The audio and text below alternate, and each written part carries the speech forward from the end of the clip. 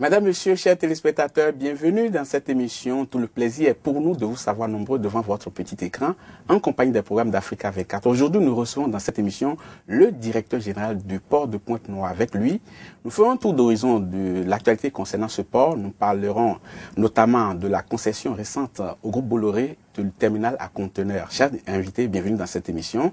Bonjour. Dans le concert des ports d'Afrique de l'Ouest et du Centre, quel est le poids du port de Pointe-Noire aujourd'hui? Il y a un port quelque part, parce qu'il y en a un autre ailleurs, parce qu'un bateau, il part toujours d'un port vers un autre port. Donc je voulais par là dire que tous les ports sont importants. Ils sont importants pour les pays. Nous avons vocation à être la porte océane d'Afrique centrale. 2 millions de kilomètres carrés, plus de 100 millions d'habitants. Et ensuite, à travers ce projet que vous avez évoqué, le terminal à conteneurs, c'est faire une plateforme de transbordement dans la sous-région des conteneurs. J'ai parlé dans mon introduction de la concession au groupe Bolloré du terminal à conteneurs. À quel besoin cela répond en fait? La concession participe un peu du partenariat public-privé. Vous savez, pour optimiser parfois la gestion, il faut mobiliser des moyens importants dont ne disposent même pas les États. Alors on procède par le biais d'un partenariat public-privé. Le public, bien évidemment, c'est le port autonome de Pointe-Noire. Le privé, en l'occurrence, a été Bolloré. Parce qu'il fallait optimiser la gestion, faire un terminal à conteneurs. Et optimiser, c'est quoi? C'est informatiser une plateforme, disposer des moyens importants comme des portiques, aménager des structures comme des quais, donner aux bateaux qui sont de passage les meilleures chances de faire le commerce dans des délais de temps qui permettent de rentabiliser l'ensemble. En tant que structure publique, nous ne disposions pas des moyens requis, de tous les investissements nécessaires, donc on a procédé, comme cela se fait partout, par un partenariat public-privé. La concession en elle-même ne cause pas problème, soit-il. Mais là où se trouve le hic, c'est que la concession se fait sur 27 ans. Est-ce que ce n'est pas beaucoup? Mais tout cela est en rapport avec l'importance des investissements à faire.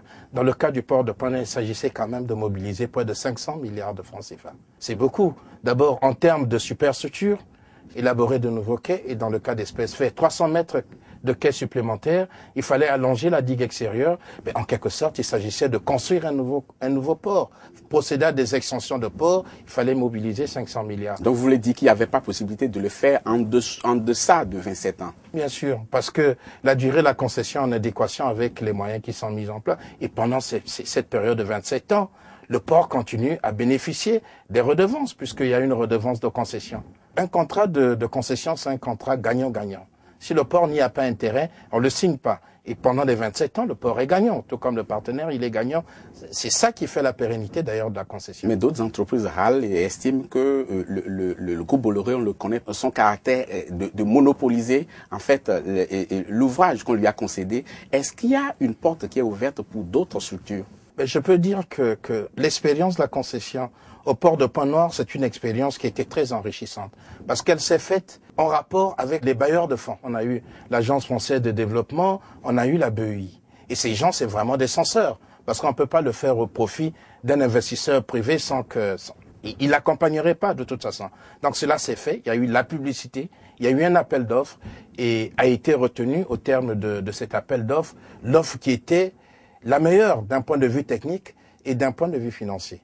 Donc tous y ont participé, beaucoup d'entreprises ont participé et la meilleure offre a été retenue. La concession du terminal à conteneurs, ce n'est pas la première fois que ça se fait. On en a vu au port d'Abidjan, on en a vu au port de Dakar. Mais apparemment, ce qui s'est passé à Pointe-Noire paraît l'opération la plus juteuse en termes de revenus économiques, en termes de poids financier. Comment est-ce que vous avez procédé pour décrocher cette manne-là? Je ne me laisserai pas aller à cette tentation de dire qu'ailleurs ça n'a pas donné les fruits escomptés, parce que les gens ont travaillé selon les buts qui s'étaient assignés. En ce qui concerne le port de Pointe-Noire, cela nous a pris quand même près de 4 à 5 ans. Des négociations?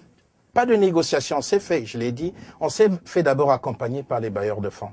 Donc on a bénéficié de l'expérience de ces gens dans le montage d'un partenariat public-privé. Il a fallu d'abord assainir l'entreprise, assainir la gestion d'entreprise. Le port de Pointe-Noire aujourd'hui est sur modèle financier. Et ça, c'était important. Après, il fallait rédiger les termes de référence de la concession. On a bien évidemment fait du benchmarking parce que dans ces termes de référence, il fallait fixer un certain nombre de fondamentaux. Quels étaient les engagements du partenaire en termes de trafic, qu'est-ce qu'il allait emmener et quel était aussi l'apport financier. Puisque Là, tout à l'heure, vous allez parler de 27 ans. Mais tout cela, c'est fait en adéquation entre la durée de la concession, les apports financiers, la redevance de concession apportée au Point Noir et aussi les investissements en termes techniques et les délais impartis pour réaliser ces investissements. Et c'était ça, justement, les fondamentaux de la concession et qui ont prévalu pour le choix du partenaire. J'ai parlé tout à l'heure de l'expérience de la Côte d'Ivoire, j'ai parlé de l'expérience du Sénégal pour les ports de Dakar, les ports d'Abidjan. Est-ce que vous voulez me dire que vous ne vous êtes pas inspiré des erreurs des autres pour pouvoir et mettre là-bas à un certain niveau pour que vous ne regrettiez pas après? Je dirais plutôt, je me suis inspiré de l'expérience des autres. On est une grande famille, les dirigeants des ports. Nous sommes dans l'association de gestion des ports d'Afrique de l'Ouest et du Centre. Donc nous communiquons énormément. C'est la raison d'être de cette association. Nous échangeons des informations. Et à partir de là, il y a un problème d'opportunité. Je sais que Dakar a fait sa concession avec Dubai Port. Bolloré a fait une concession avec le port d'Abidjan notamment, et puis le port de Point Noir. Il y a aussi un problème de perspective.